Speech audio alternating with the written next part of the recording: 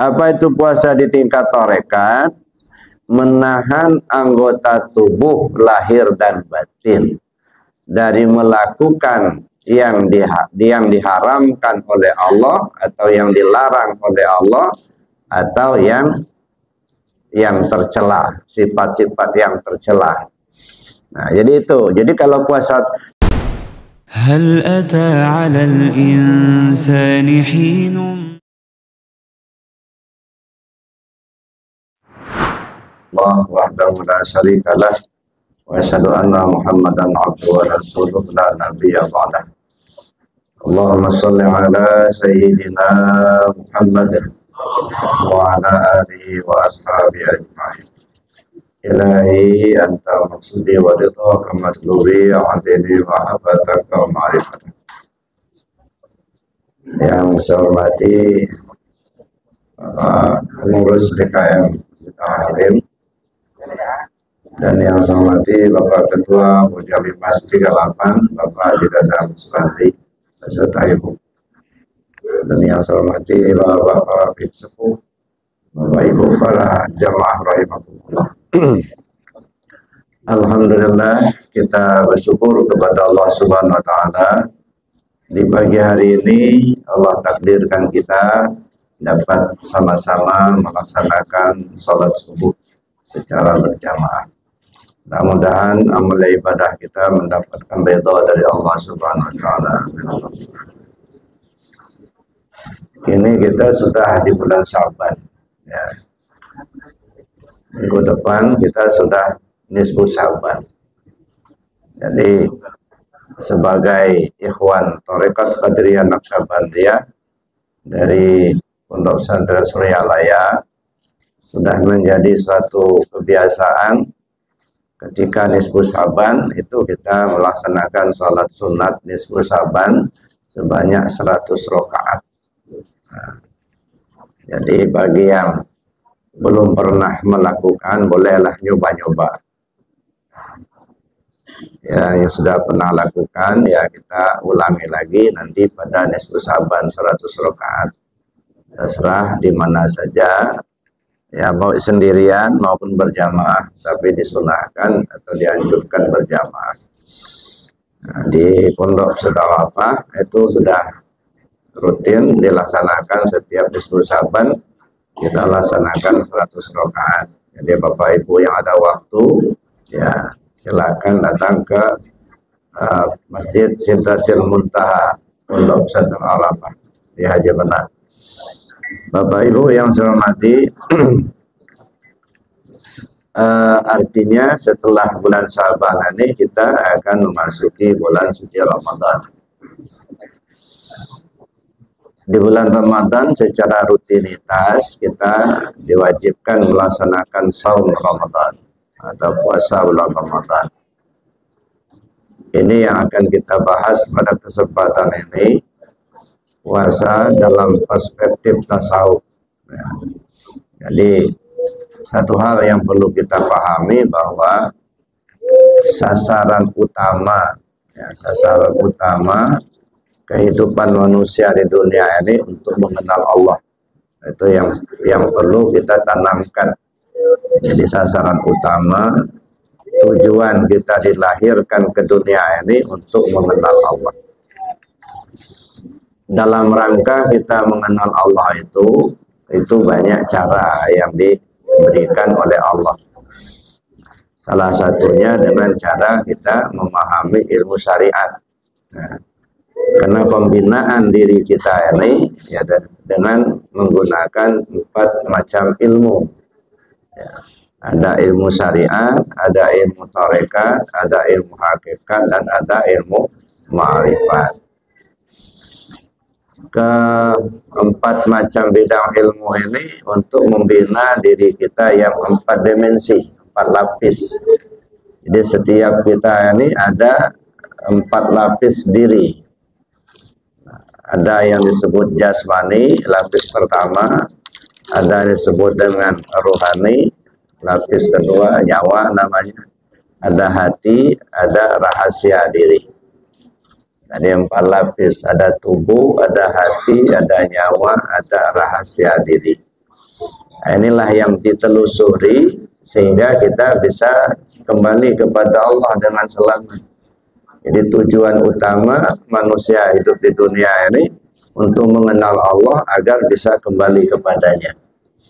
Saya kira itu yang perlu kita tanamkan di hati kita, bahwa kita ingin kembali kepada Allah dengan selamat. Jadi kita singkirkan dulu ya persepsi kita tentang pahala dan surga. Nah, sebab itu merupakan rahmat Allah. Nah, tapi tujuan utama adalah gimana manusia ini bisa kembali kepada Allah. Nah, untuk mengenal Allah ini ya bisa banyak cara. Nah, di antaranya kita ditugaskan untuk melaksanakan puasa secara syariat. Nah, makanya kita perlu lihat puasa itu pertama dari sudut pengertian fikih atau syariat, yang kedua dari pengertian tarekat, dan yang ketiga dari pengertian hakikat. Nah, jadi ada pengertian syariatnya, ada pengertian tarekatnya, ada pengertian hakikatnya. Puasa dalam pengertian syariat itu sudah biasa kita laksanakan, menahan makan dan minum mulai dari terbit fajar sampai terbenam matahari.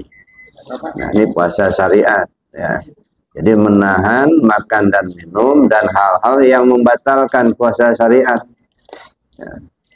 Mulai terbit fajar sampai terbenamnya matahari.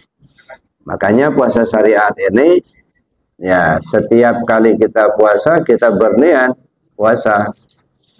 Nah, karena yang namanya niat itu qasdu syai' muqtaranan bi fi'li. Kesengajaan kita melaksanakan sesuatu perbuatan di mana perbuatan itu langsung dilaksanakan. Nah, karena puasa kita ini mulai terbit fajar sampai terbenamnya matahari, maka setiap kali kita melaksanakan puasa kita berniat. Walaupun ada juga yang berpendapat boleh saja kita berniat global untuk jaga-jaga katanya. Aku puasa selama bulan Ramadan karena Allah Ta'ala. Yang mau berpendapat begitu ya silakan saja. Cuman kalau menurut saya kita puasakan bukan selama bulan Ramadan. Ya, kita puasa cuma siang hari Ramadan aja. Malamnya kan nggak puasa gitu. Ya. Nah, kan itu yang pertama. Yang kedua, yang namanya niat itu kan rukun. Ya. Jadi rukun itu disertai dengan perbuatan. Ya, maka kalau kita tarik ke rukun itu pada saat terbit fajar itulah kita berniat sebenarnya.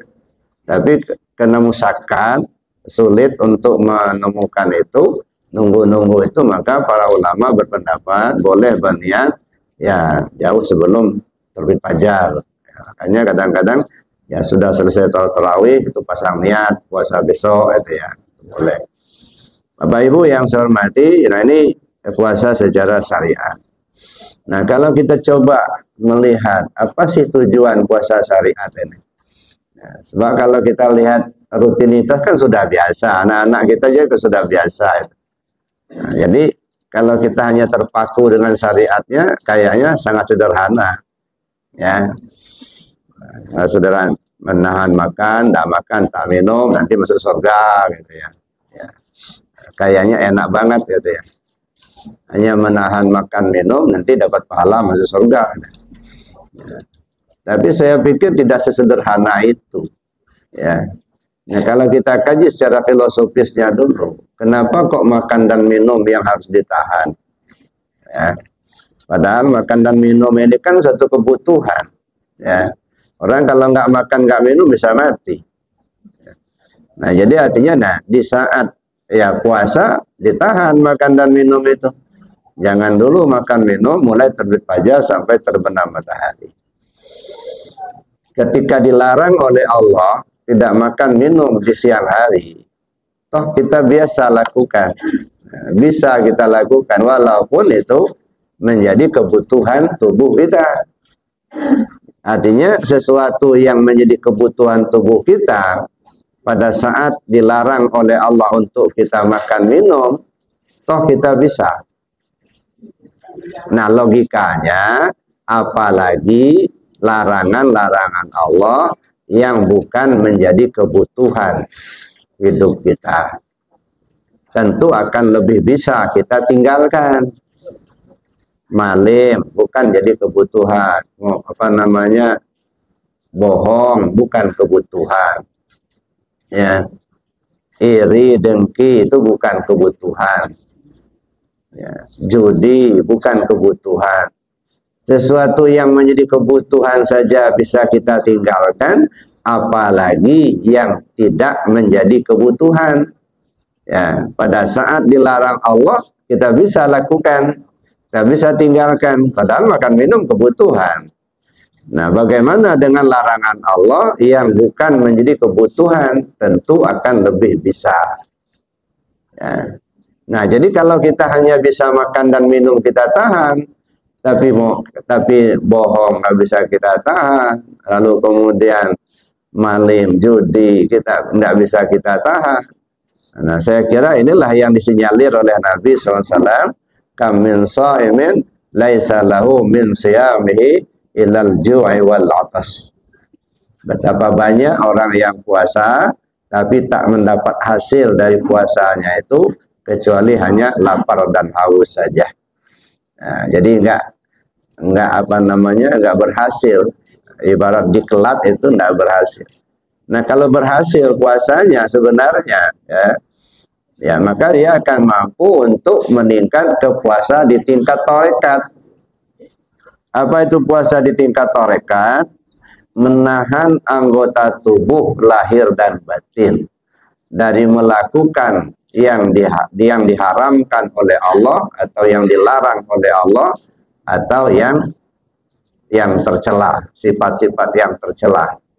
Nah, jadi itu. Jadi kalau puasa syariat makan minum yang ditahan, sedangkan puasa tarekat anggota tubuh, menahan anggota tubuh kita baik zahir maupun batin dari melakukan yang dilarang oleh Allah atau yang diharamkan oleh Allah atau dari sifat yang mazmumah, yang tercela. Nah, mana anggota tubuh? Anggota tubuh zahir itu 8. Ya, mata, telinga, hidung, mulut, tangan, kaki, perut, dan kemaluan. Itu anggota tubuh zahir. Ya, berpuasa secara tarekat itu menahan anggota tubuh ini untuk tidak digunakan melakukan yang dilarang oleh Allah. Baik ya yang sifatnya zahir maupun yang sifatnya batin. Yang zahir misalnya maling, judi, gitu ya, atau melihat yang tidak baik, gitu, atau berbohong dan sebagainya. Nah, yang batinnya iri, dengki, hasud, gitu ya.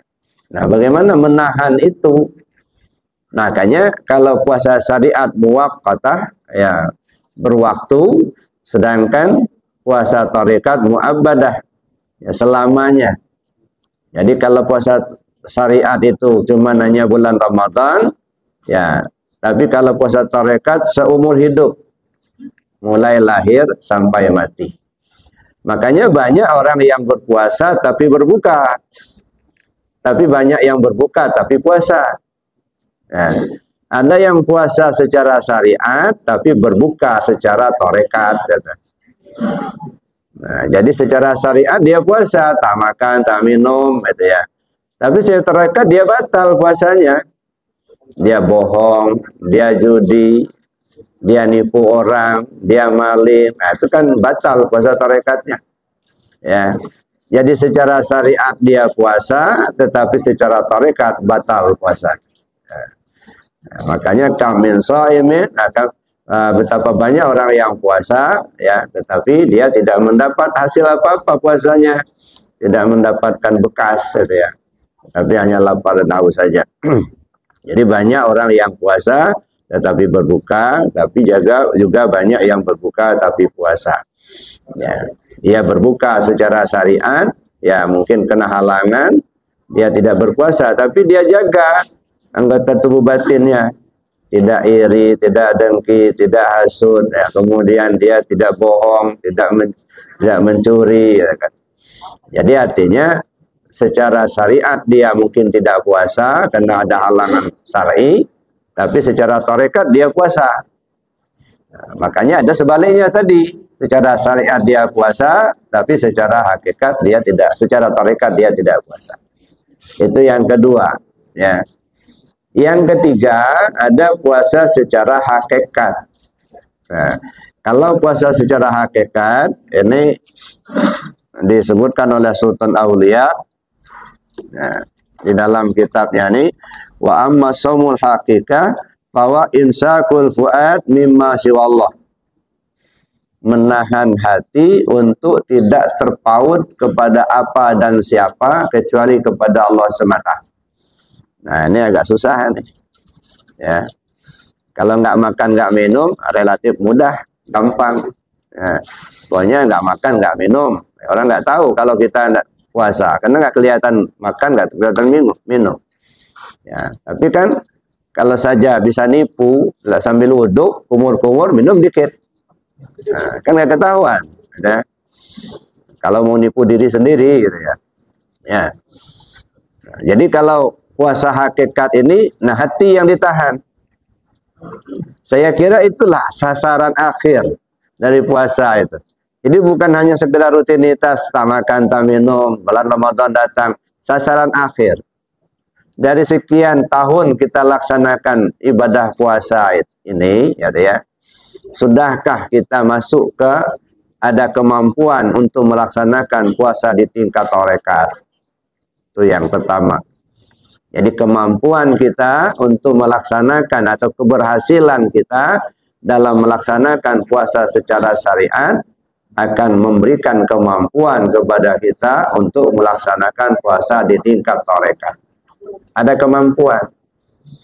Nah, puasa syariat sudah. Nah, puasa tarekat ada kemampuan nggak? Kita cek diri kita. Mampu nggak lidah kita ini tidak bohong?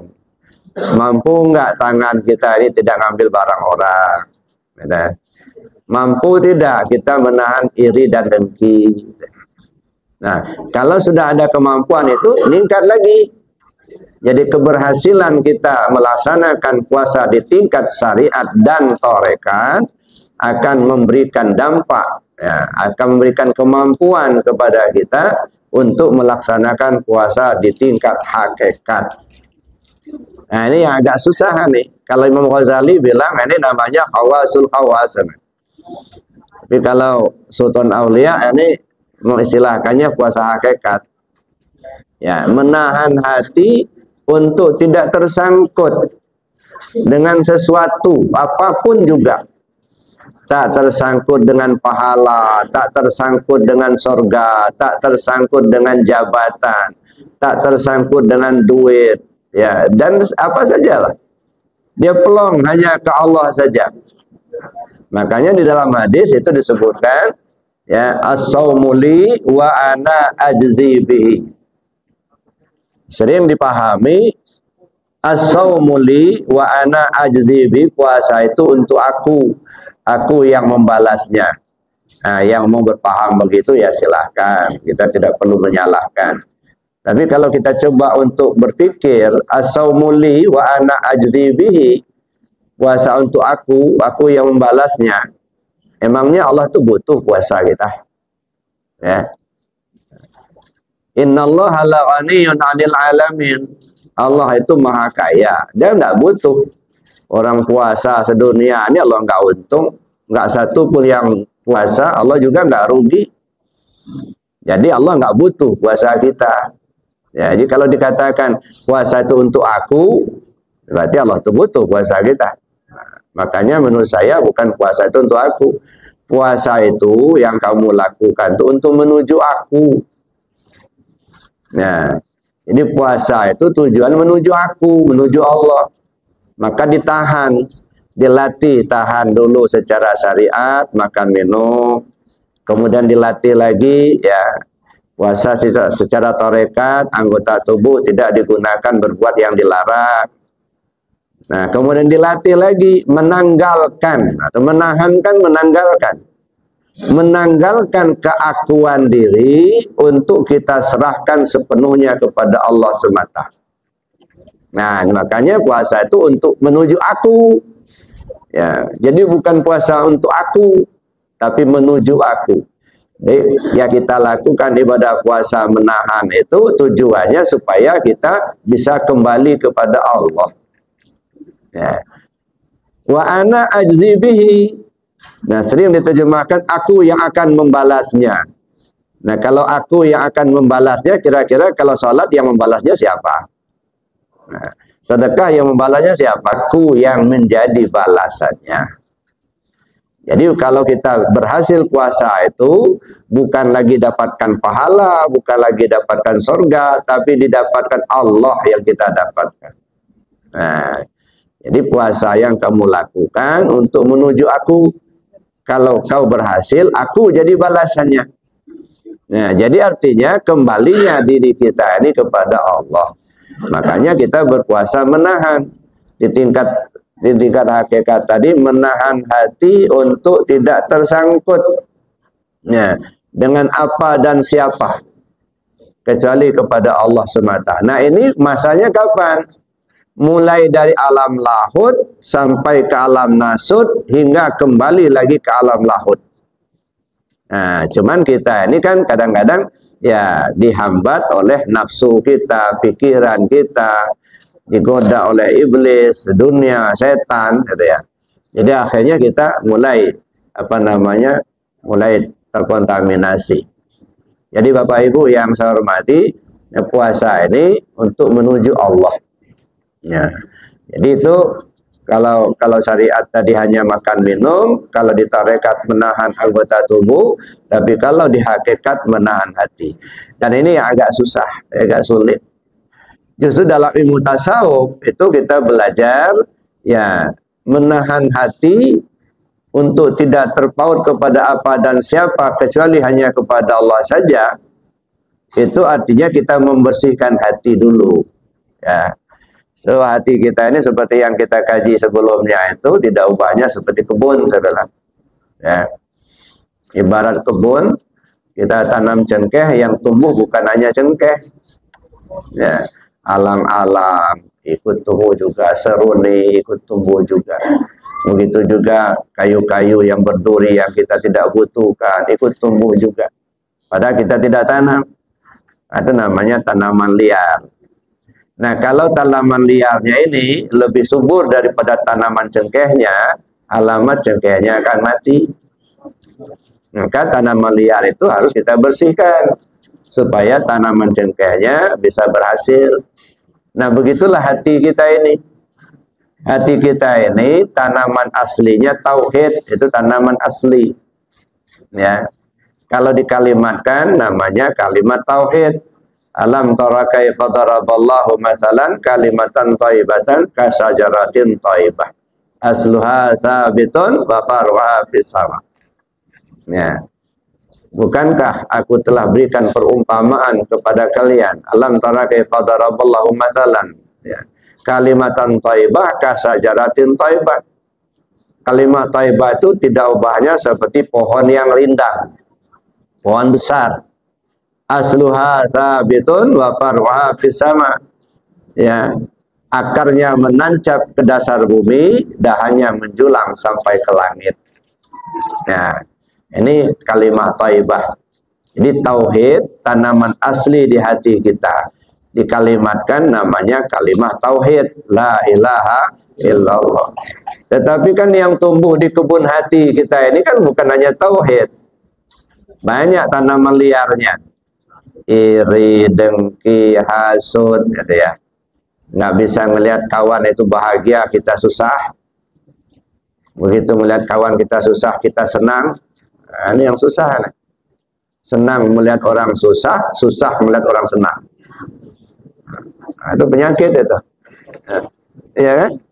Ya. Begitu melihat kawan senang, kita yang susah. Nah.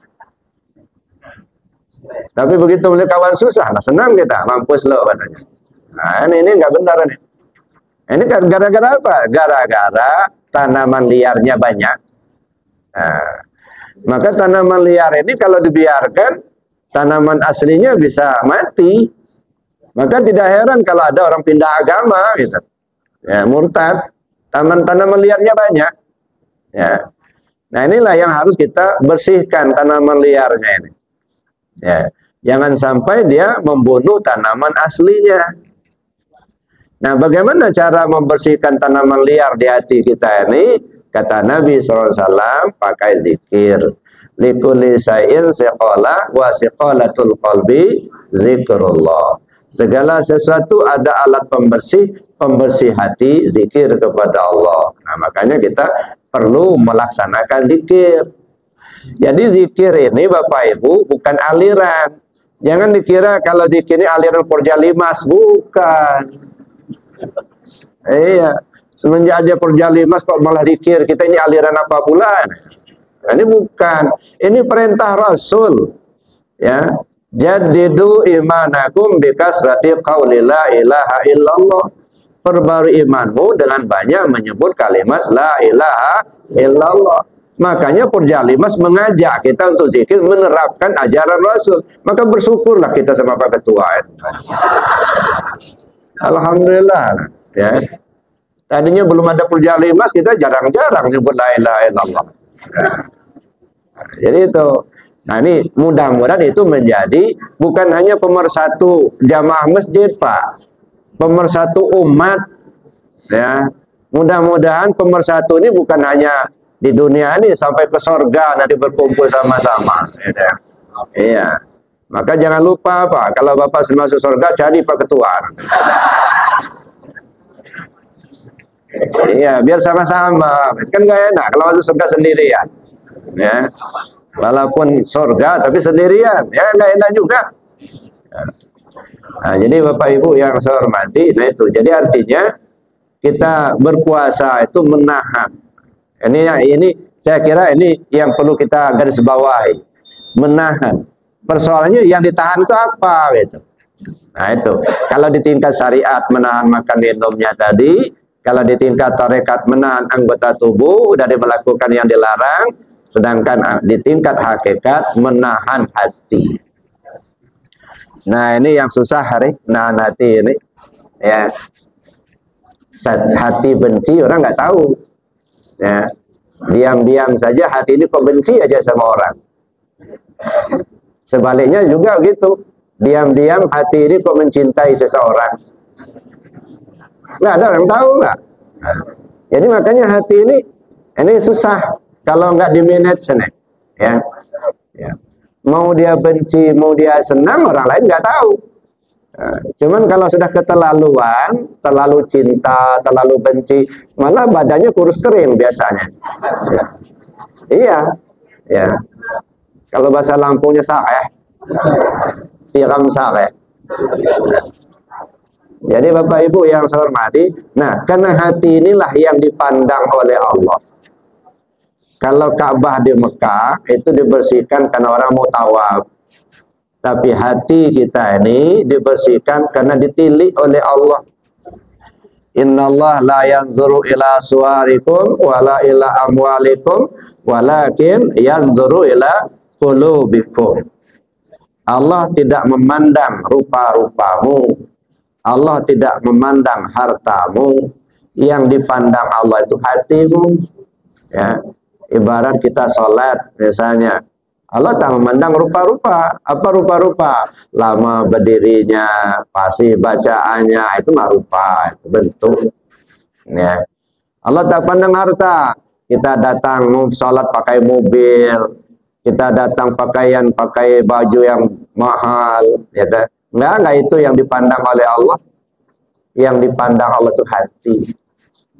Ya, hati kita ini yang ditilik terus oleh Allah. Maka hati ini qalbul mu'minin baitullah.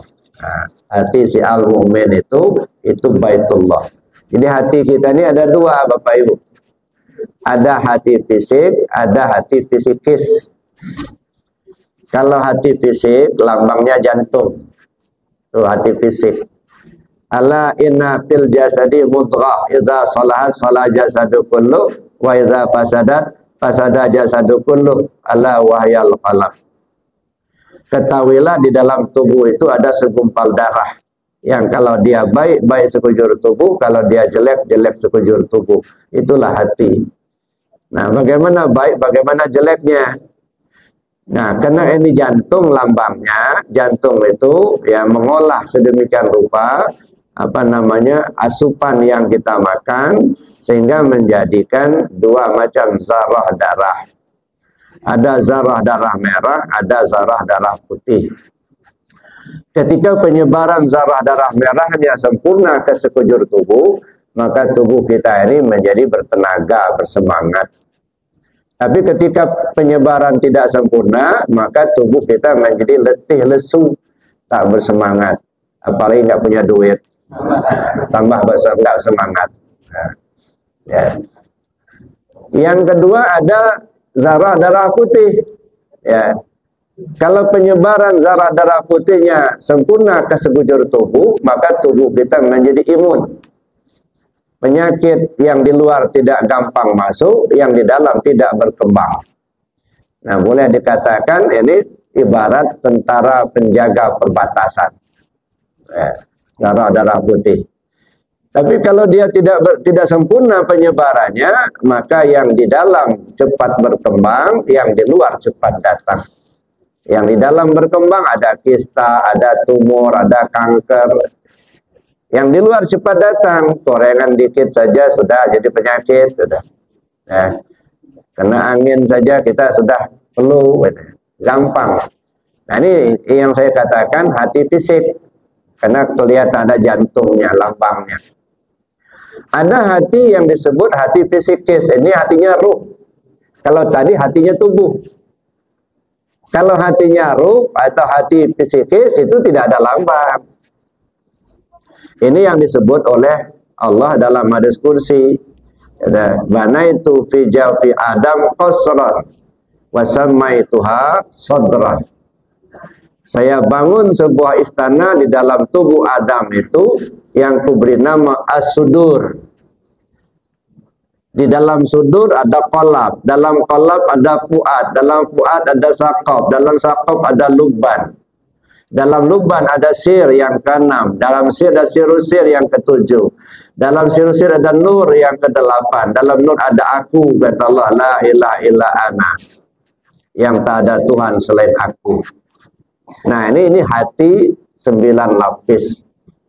Dan saya kira inilah secara hakikat, ya secara hakikat yang disebut langit yang ditelusuri pada saat Isra Mi'raj itu.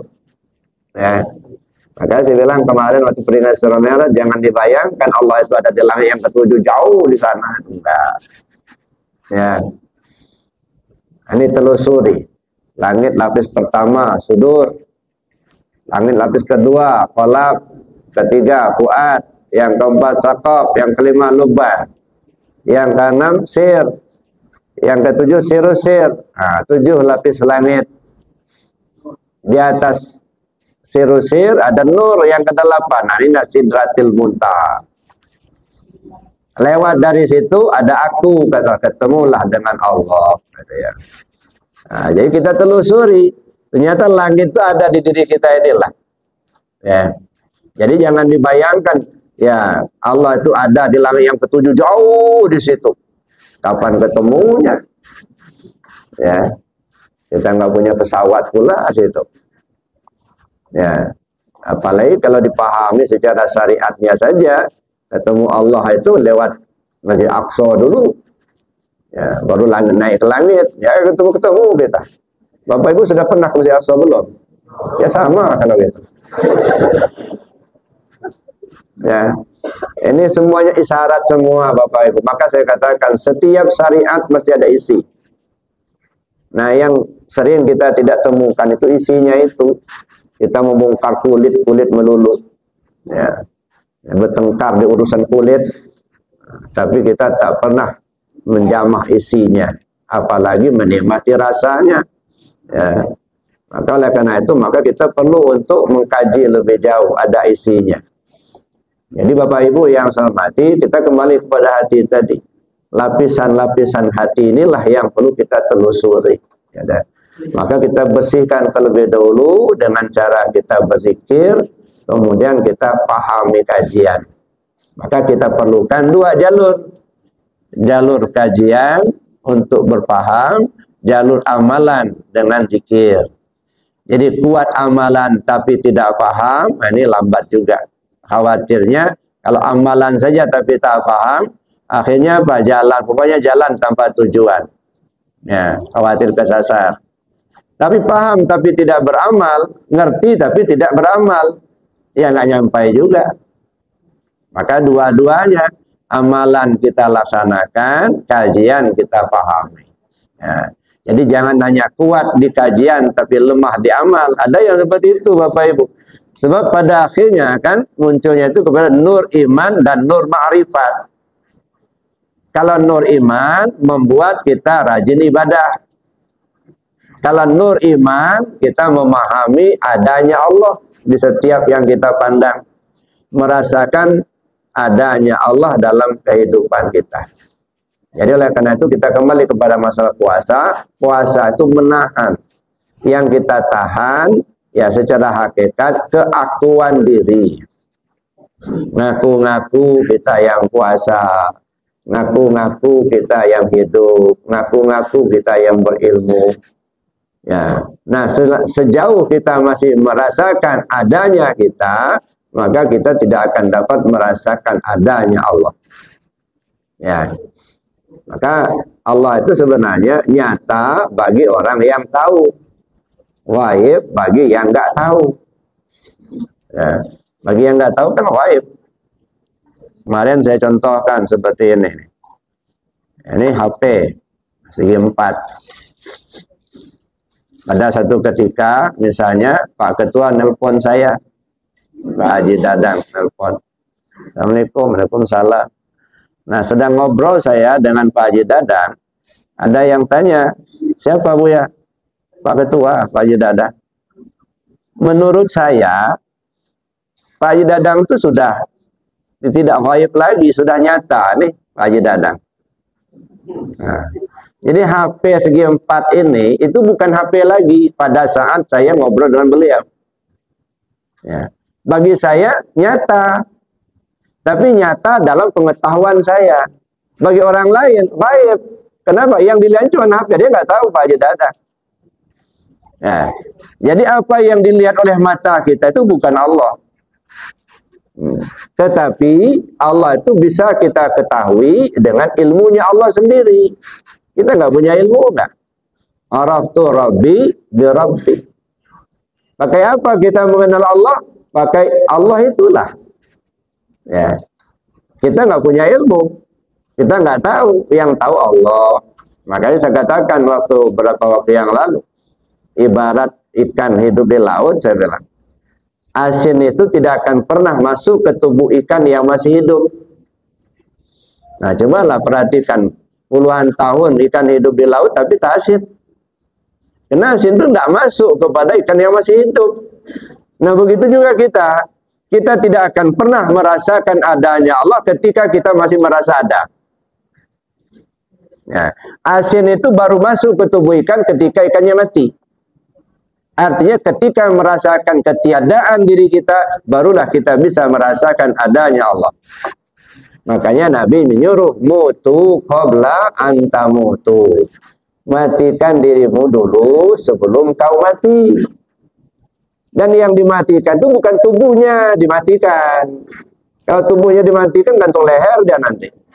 Ya, yang dimatikan itu keakuan diri. Ya, ngaku-ngaku kita kuasa itu matiin toh. Ngaku-ngaku kita yang berilmu, ngaku-ngaku kita yang hidup, ngaku-ngaku kita yang hebat, itu matiin. Ya, selagi kita masih merasakan adanya diri kita, selama itu pula kita tidak akan bisa merasakan adanya Allah. Ya. Seperti hanya asin tidak akan pernah masuk kepada tubuh ikan yang masih hidup. Ya. Nah, ini yang perlu kita telusuri, kita kaji terus. Ya. Mengaku-ngaku, contohnya begini, ya, merasa. Ya. Memang awal mulanya kan siapa lagi kalau bukan kita kan itu. Ya. Kenapa? Karena itu kita belum tahu. Ya, makanya kata orang tua kita, carilah tahu sebelum tahu, sesudah tahu buanglah tahu. Ya. Sebelum kita tahu, cari tahu dulu. Setelah tahu, buang tahunya. Ada orang yang nggak paham, gila orang aneh. Susah-susah cari duit supaya tahu, sudah dapat tahu dibuang kata. Nah, artinya sebelum kita belajar, tahunya kitalah yang hidup. Tahunya kitalah yang kuasa. Tahunya kitalah yang melihat mendengar. Nah, itu sebelum kita belajar, sebelum kita tahu.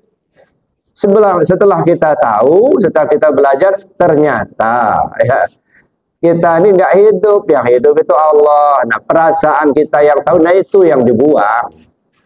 Ya. Taunya kita yang tahu, nah tahu kita itu buang gitu. Yang diambil tahunya Allah aja. Ya, kuasanya kita itu tahu dibuang, kuasanya Allah aja yang kita pakai. Gitu. Nah, jadi Bapak Ibu yang saya hormati, itu artinya kita belajar menghilangkan keakuan diri. Itulah puasa, menahan. Maka dilatih, mulai dari syariatnya sampai ke tarekatnya, ujung-ujungnya ke ma'rifat. Ya, ini makanya kalau hanya sekedar kita nahan makan minum, rutinitas saja itu syariatnya. Nah, tapi sasaran yang akan dicapai pada akhirnya ma'rifat. Dan itu banyak sekali isyarat-isyarat Bapak Ibu, sampai ada Lailatul Qadar. Nanti kita bicara Lailatul Qadar. Apa itu Lailatul Qadar itu sebenarnya? Jangan dibayangkan Lailatul Qadar itu, ya kalau dapat Lailatul Qadar itu gelap menjadi terang, ya kayak siang hari, lalu kemudian angin berhembus berhenti, nunggu-nunggu kapan angin berhembus berhenti. Nah, nggak tahunya waktu mau tidur, kipas anginnya hidup, sedang kalau kita sudah tidur dimatiin kawan, kipas angin, begitu bangun, nah udah berhenti angin. Nggak tahunya kipas angin yang dimatiin. Nah, ini juga perlu kita pahami. Apa itu Lailatul Qadar? Kalau Lailatul Qadar itu datang, yang gelap tadinya menjadi terang. Apa maksudnya? Yang nggak tahu menjadi tahu. Gitu. Bukan gelapnya gelap malam. Gelap kan nggak ngerti. Ya, yang tadinya tidak ma'rifat kepada Allah menjadi ma'rifat kepada Allah. Yang tadinya tidak kenal zikir menjadi kenal zikir. Ya, itulah Lailatul Qadar. Ya. Kalau dapat Lailatul Qadar, angin berhembus berhenti. Maksudnya apa? Persoalan hidup yang kita alami akan dapat kita atasi dengan baik. Ya, berhembus terus masalah-masalah hidup kita, tenang itu artinya. Orang ma'rifat kan tenang. Kenapa? Karena yang dilihatnya bukan materinya. Misalnya begini, ya. Ada orang berhutang sama kita. Ya, 100 juta dari bayar-bayar. Ya, sedangkan kita butuh, ditagih, nggak dikasih. Berulang-ulang ditagih, nggak dikasih juga. Kira-kira sakit hati nggak? Sakit benar, di sini loh sakitnya. Kalau kita melihat orangnya tidak bayar utang, benar, mungkin akan berantem. Sakit hati. Tapi kalau dilihat Allah yang menetapkan bahwa dia tidak bisa membayar, kita tidak bisa terima duit, nah dilihat Allahnya yang dilihat. Bukan orangnya, bukan duitnya, tapi Allah yang memberi ketetapan, menjadi tenang. Nah, jadi angin berhembus menjadi berhenti, artinya apa? Kesulitan dalam menghadapi berbagai macam masalah itu akan menjadi tenang. Nah, ketika kita sudah ma'rifah. Itulah Lailatul Qadar. Cuman di kita ini dipahami Lailatul Qadar itu, ya itu tadi, angin berhembus berhenti, nunggu-nunggu kapan terang malam hari kayak siang hari, nah datang-datang. Ya. Ya, kenapa? Karena yang kita pahami bahasa syariatnya melulu begitu. Padahal maksudnya gelap menjadi terang, yang nggak tahu menjadi tahu, yang nggak taat menjadi taat. Ya, yang nggak tahu zikir menjadi tahu zikir, yang tadinya benci zikir menjadi senang zikir. Itu dari gelap menjadi terang. Itulah Lailatul Qadar. Maka Lailatul Qadar itu Bapak Ibu yang saya hormati, ya bisa terjadi di 10 awal, bisa terjadi 10 pertama, kedua, ketiga, ya, bisa terjadi malam ganjil, bisa terjadi malam genap. Nggak mutlak harus malam ganjil, cuman sering kali terjadi di malam ganjil. Nah, Nah, apa maksud ganjil di sini? Nah, yang ganjil itu kan Allah.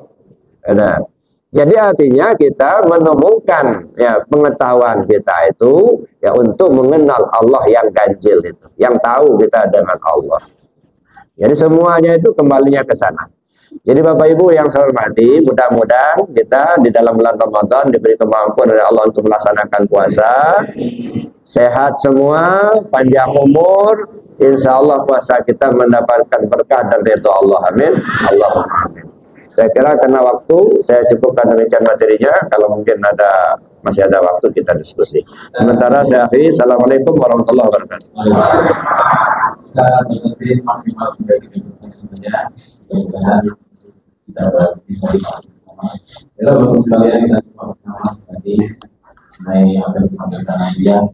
Kali ada dua panah seperti import penerimaan.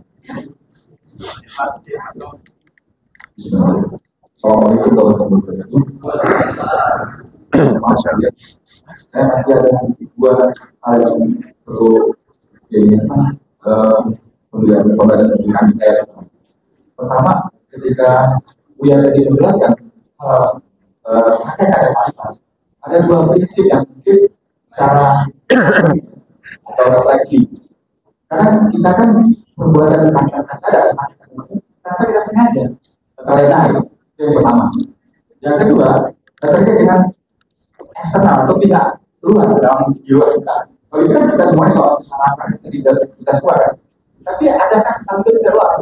Sebagaimana surat Al-Imran yang tolong kamu dalam hal takwa dan jangan tolong dosa. Kan orang itu perlu menolong kita tidak tahu lebih baik.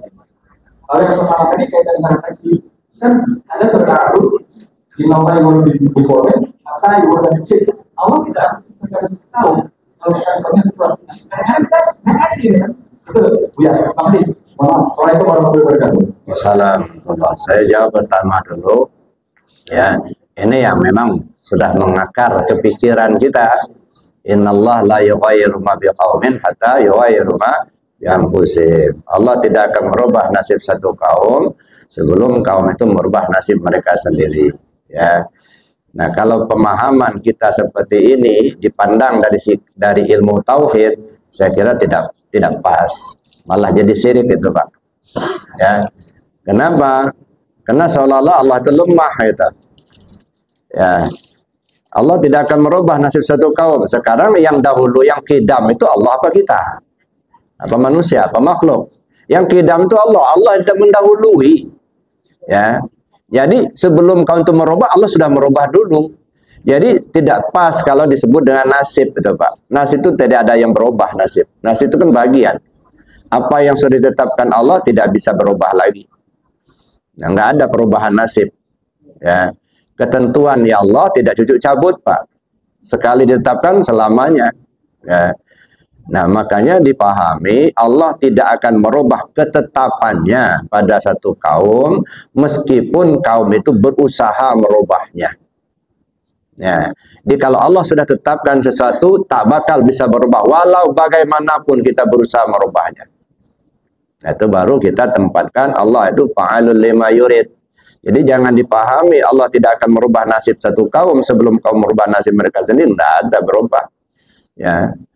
Yang ada itu menjalani ketetapan. Ya. Nah, tapi mungkin ada yang komplain.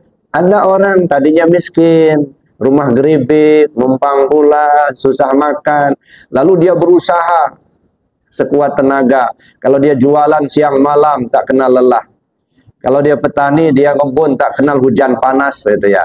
Hingga dia berhasil, akhirnya dia kaya, bisa beli mobil, bisa beli bikin rumah. Kan merubah nasibnya. Nah, sekarang kita perhatikan, orang itu mau berusaha, yang menggerakkan hatinya siapa? Allah. Berarti Allah yang merubah, bukan dia. Dia itu bisa berusaha karena dia kuat. Yang kuat itu kodrat siapa? Kodrat Allah. Dia itu bisa bekerja karena tahu itu ilmu siapa yang dia pakai? Ilmu Allah. Yang punya dia mana? Ada? Nggak ada. Nah, satu. Yang kedua, apa berubah nasibnya? Bukan. Kita hanya melihatnya satu sisi. tahun ini keadaannya begini, Allah sudah tetapkan tahun yang akan datang, tahun sekian, Allah tetapkan dia jadi orang kaya. Itu menjalani ketetapan, bukan merubah nasib. Ya, memang sudah ditetapkan tahun itu bapak ini miskin papa. Lalu Allah gerakkan dia untuk berusaha. Allah beri kesehatan dia. Lalu kemudian Allah tetapkan bahwa tahun sekian dia kaya harta. Jadi dia menjalani ketetapan Allah, bukan merubah nasib. Saya kira itu yang perlu dipahami. Ya. Kemudian menyangkut masalah pertanyaan apa tadi?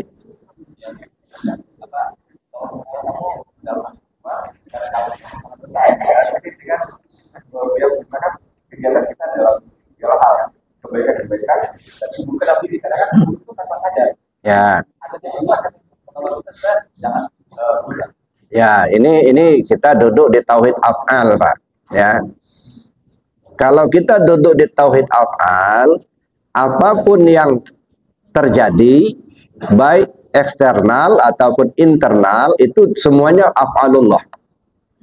Ya. Misalnya, ya, orang lain menolong kita. Yang menggerakkan orang itu untuk menolong kita siapa? Allah juga, gitu kan. Atau kita berbuat, ya, kita sendiri yang berbuat. Yang menggerakkan hati kita untuk berbuat, Allah juga. Jadi bagaimana kita memandang semua perbuatan, baik perbuatan diri sendiri maupun perbuatan orang lain, itu adalah perbuatan Allah. Cuman diperagakan lewat hamba. Ini namanya kita memahami tauhid af'al. Jadi tidak ada perbuatan hamba. Wallahu khalaqakum wa ma ta'malun. Allah yang menjadikan kamu dan apapun yang kau perbuat. Cuman di kita ini kadang-kadang apologi, Pak. Bapak Ibu, demikian yang dapat saya sampaikan. Yang baik dari Allah, yang jelek dari saya sendiri.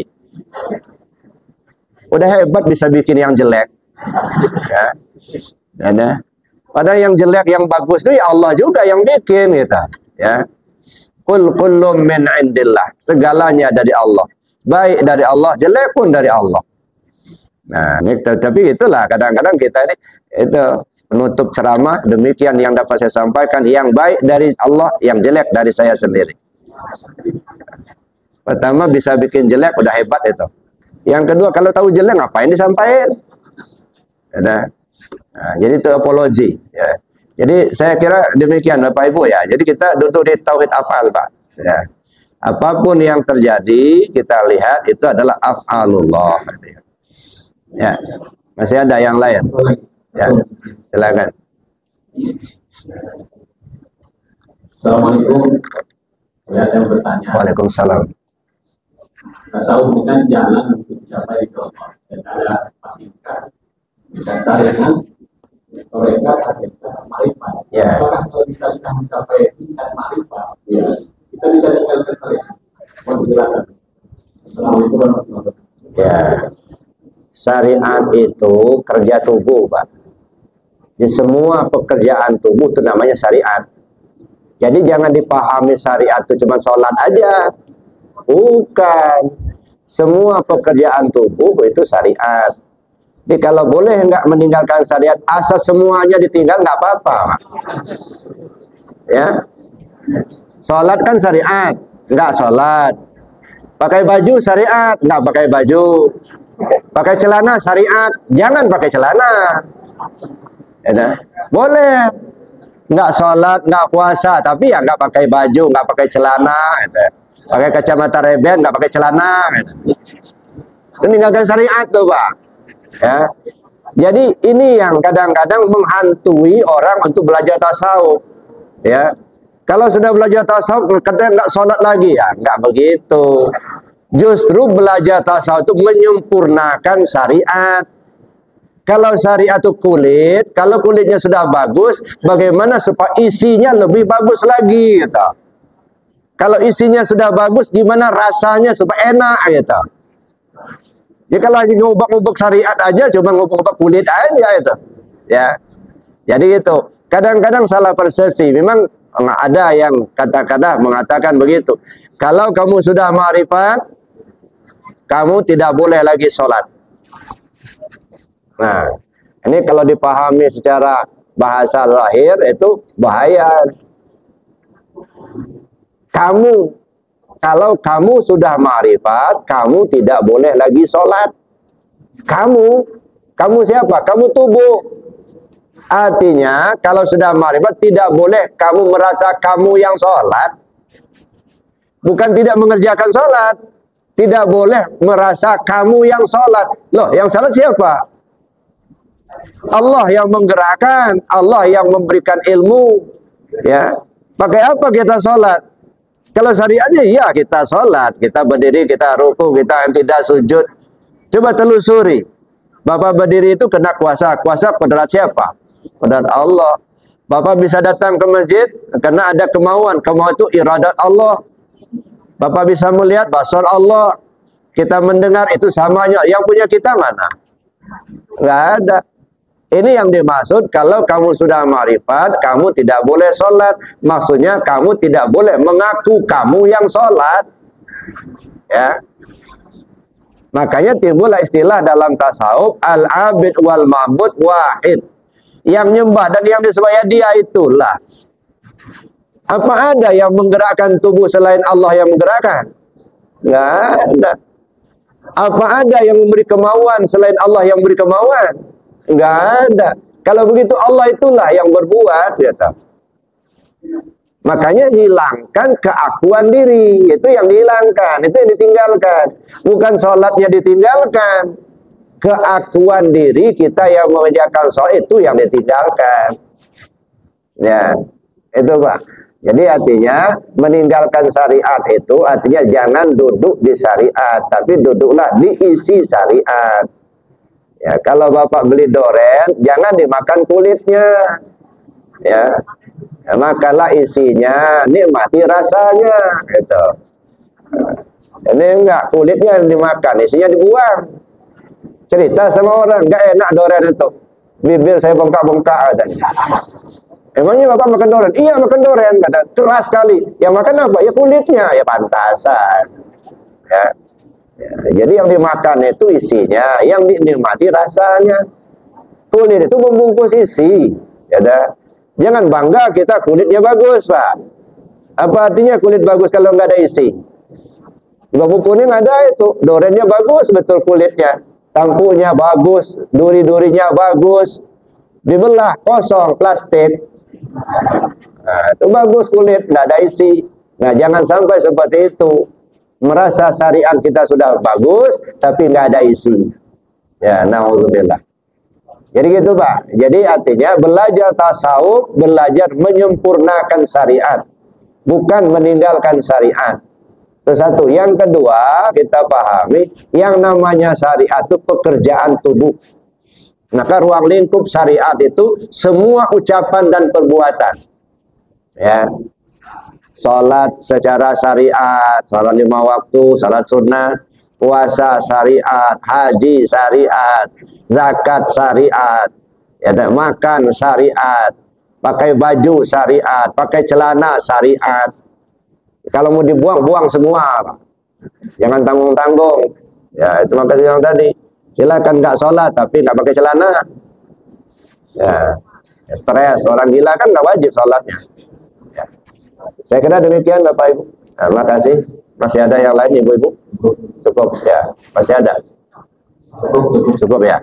Baik, maaf ini kena protokol sudah mengatakan pas, cukup. Saya tidak bisa berbuat apa-apa. La haula wala. Baik Bapak Ibu, mari kita tutup dengan doa dan kafarat majelis. Bismillahirrahmanirrahim. Allahumma inni astaudiuka ma 'allamtani wardudu ilayya inda hajati wa la tansani ya rabbal alamin. Subhanakallahumma wa bihamdika asyhadu an la ilaha illa anta astaghfiruka wa atubu ilaik. Assalamualaikum warahmatullahi wabarakatuh. هل أتى على الإنسان حين